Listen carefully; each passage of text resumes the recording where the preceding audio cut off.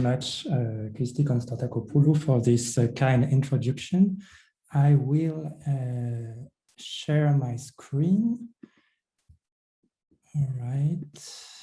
Do you all see the screen in full screen? Okay.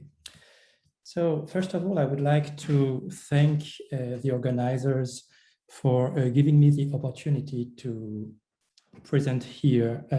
this recent research. Having just completed last November a doctoral thesis on the land and credit market in Athens and the Cyclades during the Hellenistic period, it seemed appropriate to present here a paper on the influence of Athenian legacy in this domain, and in particular in two respects that are closely associated, namely the legal institutions that made credit transactions possible and the development of property registers in the course of the Hellenistic period, since the study of the best preserved example in this matter, the property register of Tinos, became the topic of a central chapter of my dissertation. As I recalled in the abstract of this paper, there is some paradox here, as Athens has long been regarded as an exception precisely in the field of land and real estate archives, because no state record of this kind has survived in Attica. As Michele Faraguna demonstrated in the late 90s, this particularity of the Athenian record is mainly due, however, to the decentralized fashion in which archives on property were kept in Attica, with the result that property records in Attica can be approached only through indirect evidence. Although this state of affairs may seem discouraging at first sight, the issue at stake is worth considering once we recognize the role of property registers, if not in the development of economic growth, as a recent study by Edward Harris suggested, at least for the birth of what can be called a market. Here, I would like to defend the hypothesis that the registration, the recording of sales by the state played a role in the development of a credit market, well evidenced in the Aegean islands in the Hellenistic period, according to mechanisms that seem to have existed in Athens too, but at a lower degree of intensity that make them difficult to highlight. But let's start with the most obvious, the indisputable influence of Athens in the field of legal institutions linked to credit, and in particular, in the terminology of mortgage and what has become an epigraphic form that is very closely associated with it, namely the mortgage boundary stones or horoi. That mortgage stones, mortgage horoi, are an originally Athenian phenomenon can hardly be denied. As the term suggests,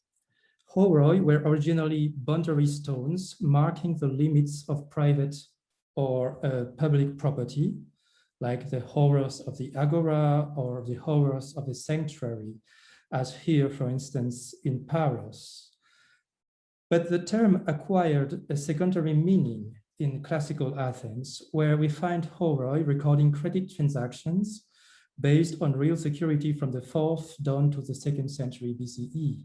Such horoi were stones set up on or in front of a house or an estate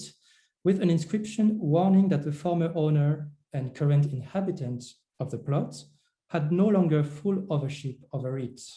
and that at least one creditor had rights or a lien on the property put up as security. Over the course of the Hellenistic period, this primarily Athenian practice extended to a number of Aegean islands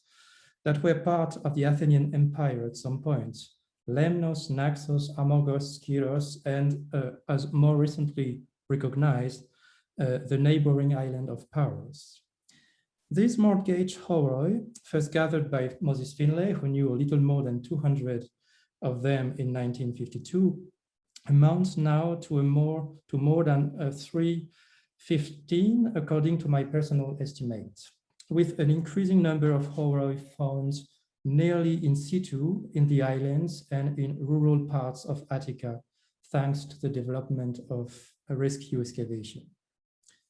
But although these texts offer one of the most extensive series of real estate prices, they remain difficult to handle for the historian, as the nature of the underlying transaction remains at the center of passionate debates. The first issue has to do with variations in the terminology used in the horror, which may or may not reflect variations in legal practices. Linked with the first issue, two key problems remain unsolved for the historian who wants to exploit this corpus: the way ownership was transferred to the creditor and the nature, collateral or substitutive, of the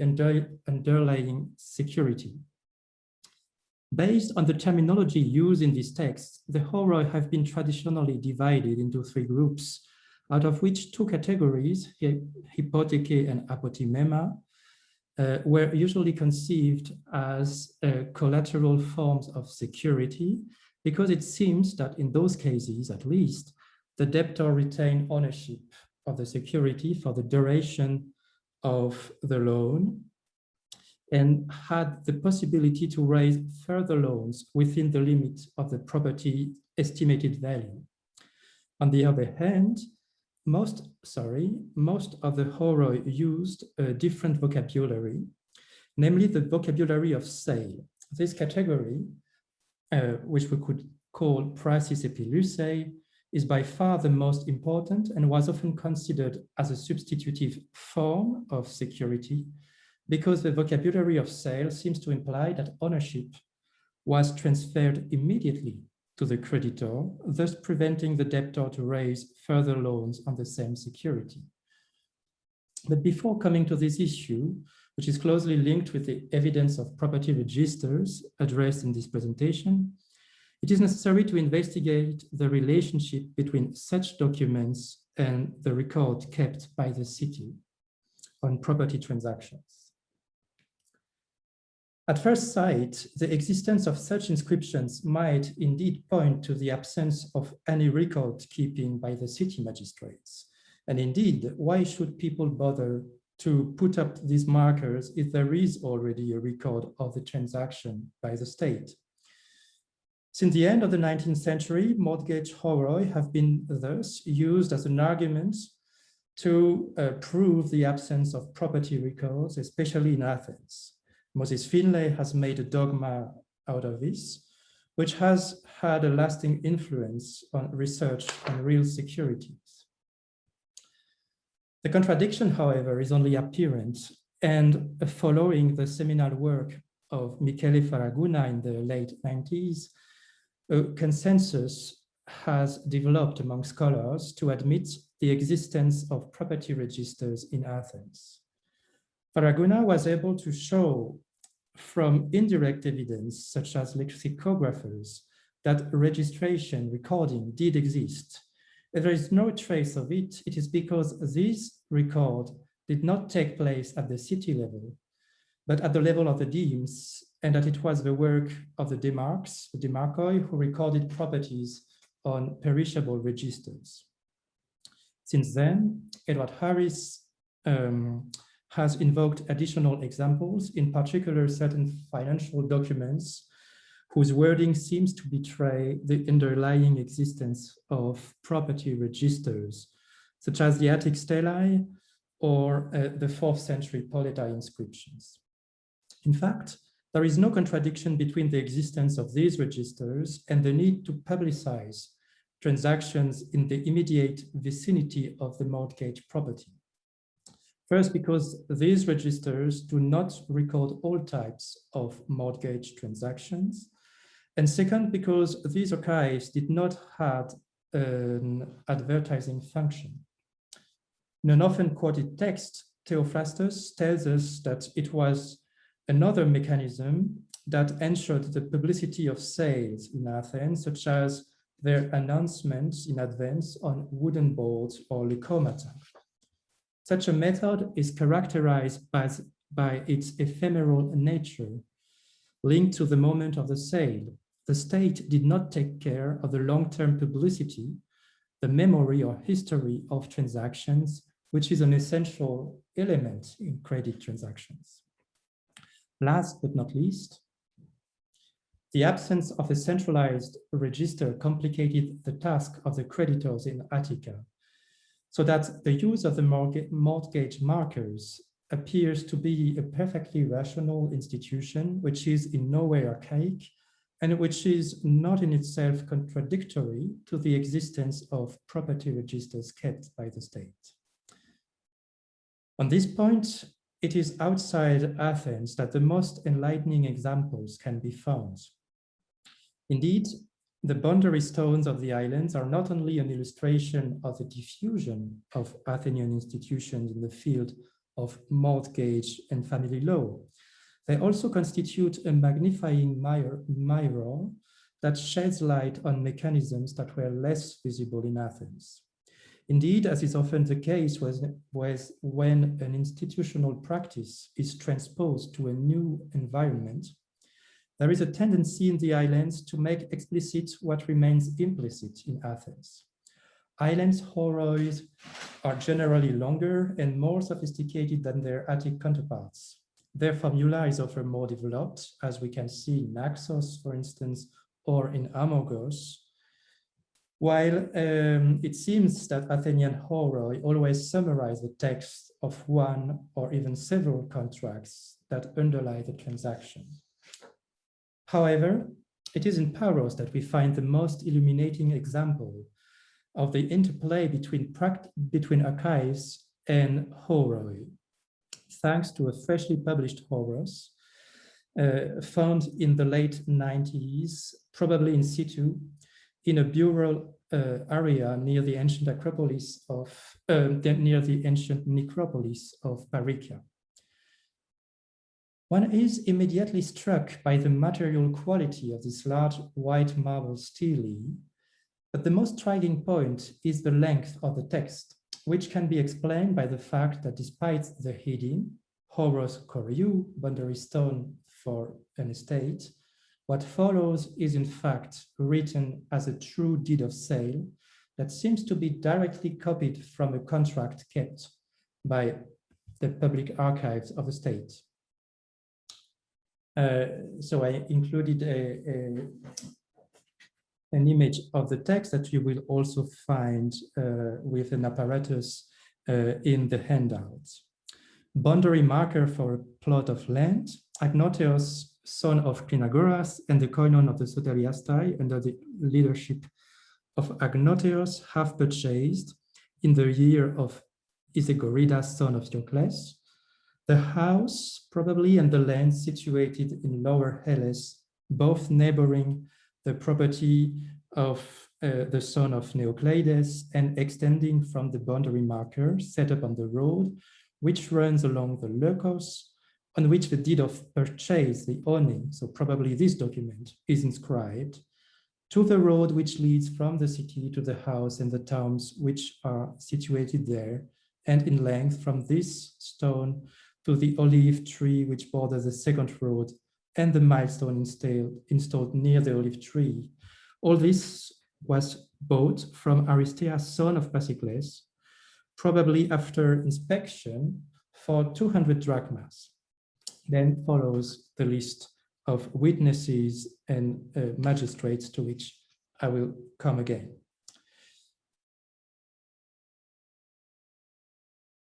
In a recent paper quoted in the bibliography, where you can find a temporal link, I had used new arguments on the term periegeta on line 10, which should not detain us here. Instead, I'd like to highlight another element, which lies in the list of names at the end of the document. While the guarantors, and to a lesser extent, witnesses, are typical features of sale contracts. The presence of mnemones, that is, of magistrates in charge of public archives, is unparalleled in individual deeds of sale. The term mnemones has been immediately linked in recent scholarship, and with good reasons, to the Parian law on public archives. Indeed, this since the 1980s and the publication of this reform law regarding public archives in Paros by Michael Wörle and Vassilios Labrinoudakis, we know that the mnemones, formerly known in Thasos, are also an important institution in the metropolis in Paros. This law was engraved on a high and elegant stele of white Parian marble, which is now conveniently exposed just opposite the new Horos in the store of the Archaeological Museum of Paros. The reform, although concerning primarily the archives held by the Parian sanctuary of Pythia and Apollo, deals in fact with the process of duplicating and preserving public archives in Hellenistic Paros. That the same magistrates, the mnemones, appear in both texts is already in itself an interesting fact for the study of horror inscriptions, which have always been regarded as a genre resorted to the private sphere. What, however, escaped the attention of scholars so far is that the connection between the two inscriptions does not limit itself to institutional aspects. Rather, the analysis of both the script and the interpunction signs used in both stelae led me to the conclusion that both texts were most probably engraved by the same stonecutter, same lapicite, as I summarize in this table included in the already mentioned paper. This should lead to the conclusion that the new Horos must have been engraved in the same chronological context as the Reform law, and could be even a reflection of this new legal context, which brings me to date the Horos in the beginning of the 2nd century, if we follow the date favored by Wörle and Labrinoudakis for the Parian law, or less probably in the late 3rd century, as Gary Regers argued for the law. Both these chronological contexts and the link with public administration revealed not only by the presence of archive officials, but also by the help of a professional letter cutter, should lead to several conclusions regarding the development of state intervention in the field of sale and credit transaction in the Hellenistic polis, since this Horos deals most probably with Praxis Epilusae, which brings me to the Tinos register. It is indeed unfortunate that Moses Finlay adhered, I quote, rigidly to the principle of drawing no conclusions from anything other than the Athenian sources, because the register of Tinos would have shed an interesting light on the problem of real security in Attic law.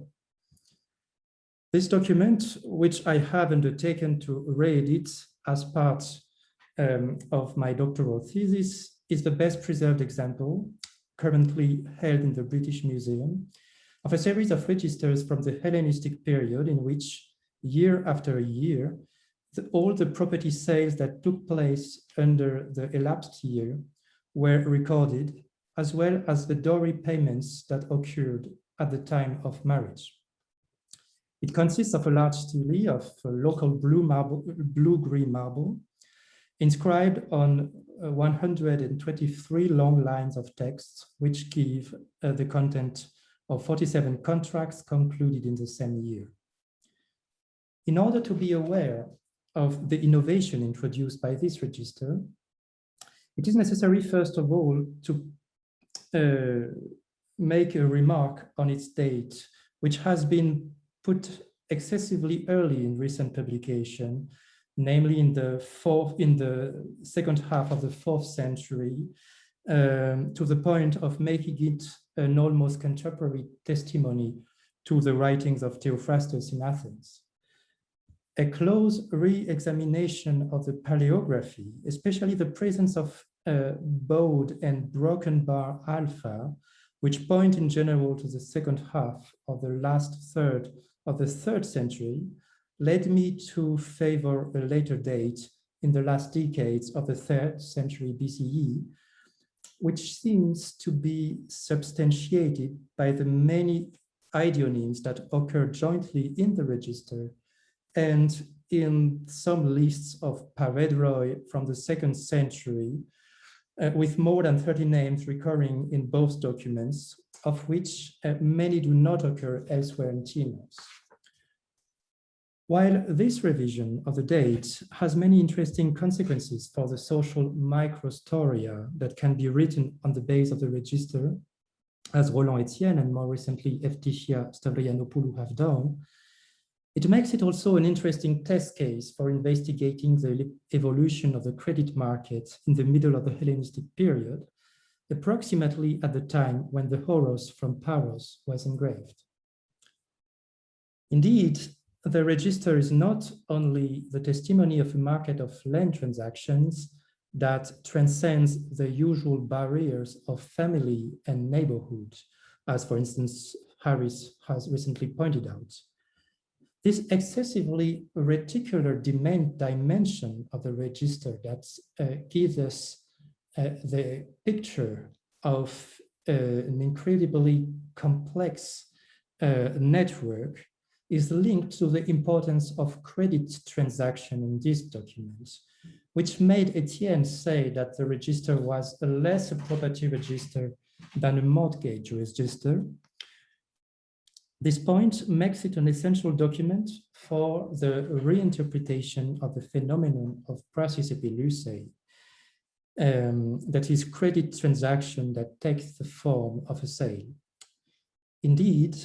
even if the term does not appear directly, the sales here are linked to loans, as several contracts explicitly state, and the majority of the transactions are linked to the establishment or repayment of a loan,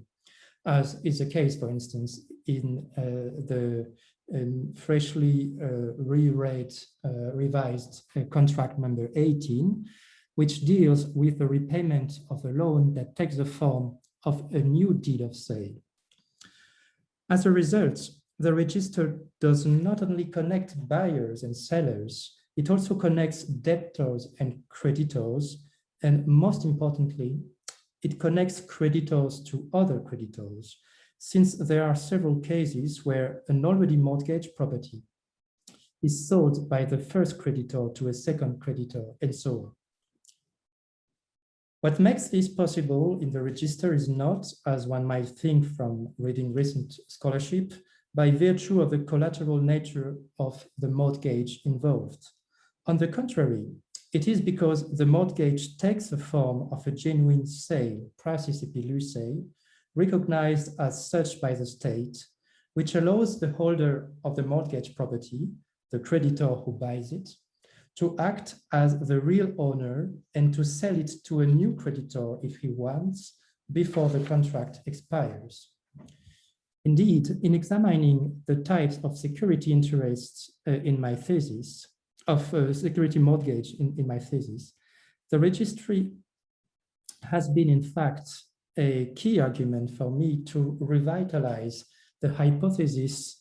of two radically distinct types of mortgage in Greek law, namely one that takes a collateral form and one that implies a sale, so an immediate transfer of ownership. And the key here is the fact that praxis epilusae appears to be regarded as a real sale in Tinos. Indeed,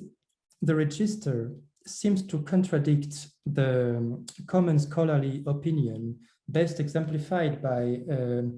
an article by Edward Harris in 2013, according to which there is basically only one type of security beyond the diversity of the terms used in sources, and that these securities are all collateral forms of security, allowing the debtor to encumber again property that has already been mortgaged. The register of tenos suggests a different mechanism. In tenos, the magistrates record ordinary sales and sales with a right of redemption, that is praxis epilusae, in exactly the same way. Everything suggests, therefore, that this mortgage transaction did indeed take the form of an immediate transfer of ownership, which clearly distinguishes it from a collateral mortgage. This is clearly confirmed by the fact that a debtor who has sold his property in this way did not automatically cancel the sale by repaying the loan. Instead, it was necessary to conclude a new deed of sale, as we can see here in text B. But this does not mean that recent works are wrong about the importance of the collateral phenomenon. There are traces of other types of transaction even in the tenos register, this time of a collateral nature, that highlight the possibility of selling property that had already been mortgaged in the form, for instance, of an apotimema, as we can see in the register in the contract number 37. The main interest of this re-examination is to show that these two types of transactions, far from belonging to two inconciliable universes of the credit market, as Finlay seemed to suggest, can in fact be combined within the same transactions and the same credit markets. Indeed, a contribution of my recent doctoral thesis was indeed to show that a property already mortgaged by means of an apotimema or any type of a contract involving collateral security could still be sold by its original owner, since this type of contract does not cause him to lose ownership. In this mechanism of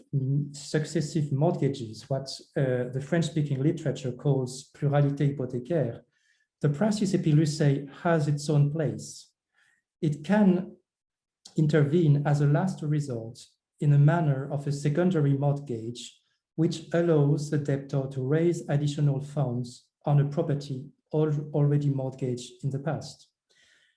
The sale mechanism, sanctioned in tenos or in pauros and guaranteed by the public authorities,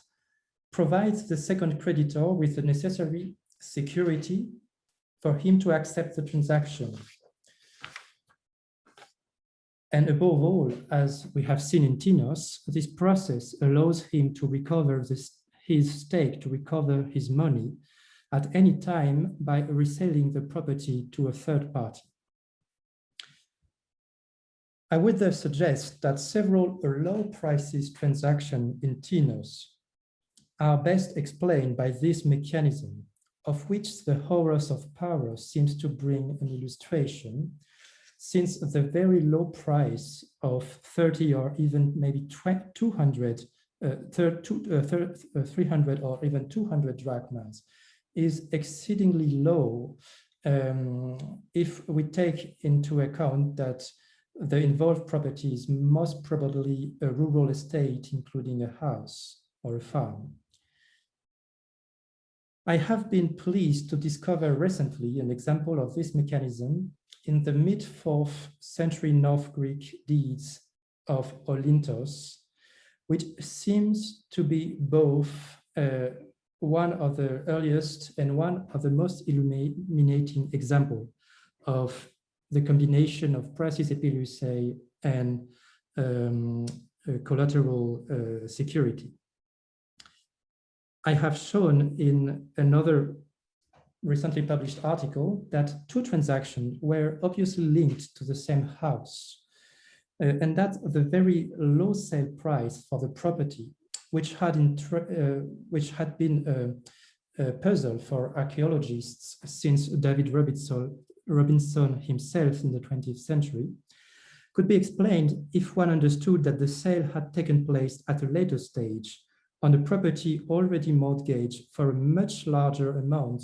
as you can see on the right of the screen, earlier on the same year. My hypothesis, which implies reversing the order usually assigned to the two inscriptions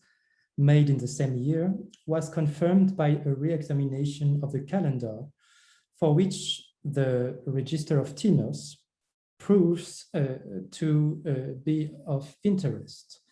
because of the close links between the calendars of the northern Cycladic islands, such as Andros, Tinos, and Delos, and the calendar of Eretria that was common to the calendar of the Chalcidic Peninsula. A new correction to the tenuous register such gave me the missing term to propose a new organization of the calendar by proposing 3 changes that are supported by what we know of the calendars of the religious festivals in Euboea and on the islands, which confirms in turn the new sequence of the transactions. Shortly, this observation led me to confirm the opinion already defended by Dieter Hennig and more recently by Gerhard Thür, that the Olint deed of sale engraved near the properties that were documented by those inscriptions are in fact types of mortgage horary, even when the form explicitly insists on the fact that it was a genuine sale, exactly as in Paros, probably because they give us the text of contracts that were kept by city magistrates. However, the Register of Tinos goes one step further. Here, contracts are collected by the city and publicly displayed. One cannot help to think that there is a form of Athenian epigraphic culture in the fact of engraving on large stelae that are usually opistographs, as we can see if we look at smaller fragments held in Tinos and in Athens. So as opistographic stelae in which contracts as well as dowries were recorded, which recalls the great Athenian financial stelae of the 4th century BCE. Recent research suggested, in fact, that in the case of the accounts of the sanctuary of Delian Apollo, if we think of the recent book by Véronique Shankowski, it is necessary to move away from a conception of the accounts stelae as a monument and to see it also as a document which plays a leading role in the development of economic policy, both as a reference, as an authoritative document, and as a tool that helps to think about economic phenomena. From this point of view, a document like the Tenian Register can play a similar role. It is certainly a document meant to be read and used by citizens as incisions made on the left margin, paragraphoi, and a bicolor system in the writing suggests. On a practical level, it makes economic agents aware of a non-trivial phenomenon, the fact that debt can itself become the object of market transaction, that it is possible to buy and sell debt, which becomes a commodity. In Athens, one always has the impression that the sale praxis epilusei remains a conventional agreement. In Tinos, on the other hand, with the sanction of the magistrates and the most concrete materialization in this document, the sale becomes a tangible reality.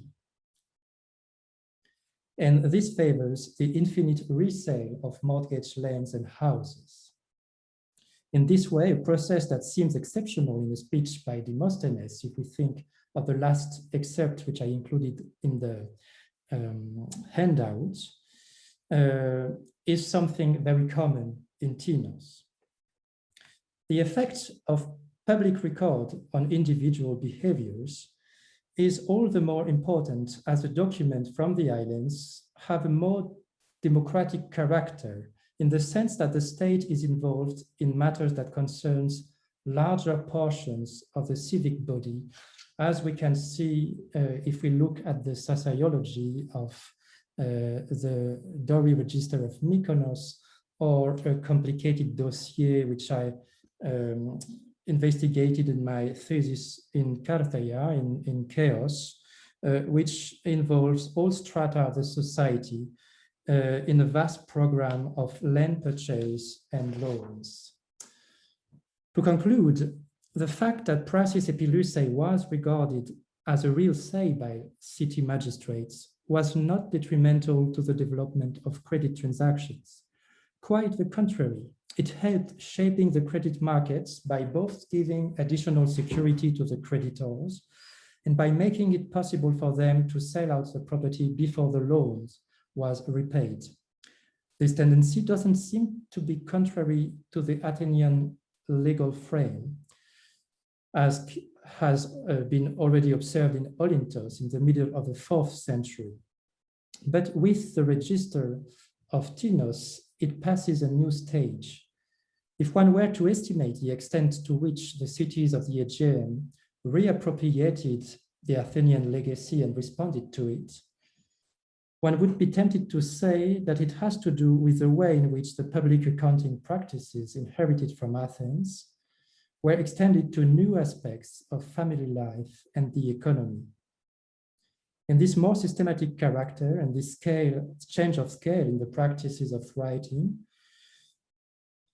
we have the explanation of the specificity of these island property registers. They involve all the components of the city and consequently become a vector not only